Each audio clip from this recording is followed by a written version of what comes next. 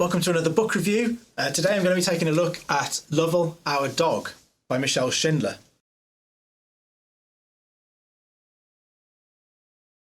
So the cover of this book, I don't think it really gives too much away, does it? Title Lovell Our Dogge, the subtitle really gives us the idea of what the book is about. The life of Viscount Lovell, closest friend of Richard III and failed regicide. The picture is Lovell's family coat of arms, screwed up on a piece of paper, a bit of fire around there on the black background. But I don't really think it gives you too much of a feel of what the book's about, although it's probably quite difficult with Francis Lovell. We do get on the back the famous rhyme that we know about Francis Lovell: the cat, the rat and Lovell our dog rule all England under the hog. William Collingbourne's little rhyme about Richard III and his friends in government. So this book is about Francis Viscount Lovell, who was probably what we would describe as Richard III's closest friend. And after Richard's demise, he hadn't been at Bosworth from what we can tell, but Francis Lovell ended up in opposition to Henry VII, made an attempt to assassinate Henry VII, and then led what became known as the Lambert-Simnel affair, an invasion and an attempt to replace a Yorkist heir on the throne of England. And this really gives us lots and lots of background about Francis Lovell and how he arrived at those events between 1483 and 1487, where he suddenly became a much more prominent figure.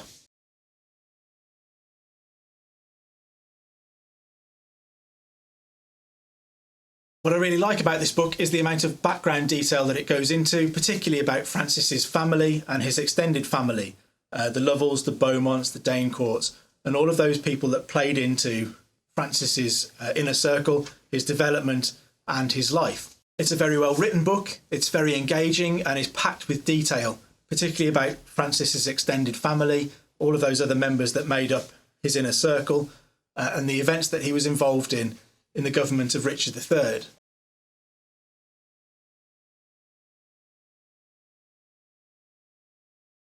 I guess if I have to look for something bad in this book, it's a problem that Francis Lovell is not a very well documented figure.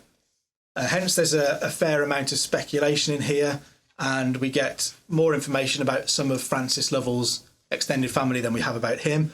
But unfortunately that's the nature of writing about someone like Francis Lovell, about whom there just isn't really enough information to pack a book with details just about him. So in conclusion, I would say that this is an excellent book and well worth a read to add to your background knowledge of the events of the 15th century and one of the people who was closest to one of the most infamous kings in English history, in Richard III.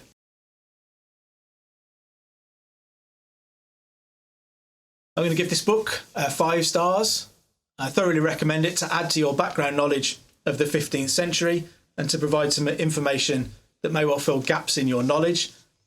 Despite the fact that I think there's a fair amount of speculation in here, maybe if you don't like books that rely on stretching the information to extremes and trying to draw conclusions that may seem difficult to reach for, you may not like this book quite so much, but I enjoyed reading it and I found a lot of very interesting information in there.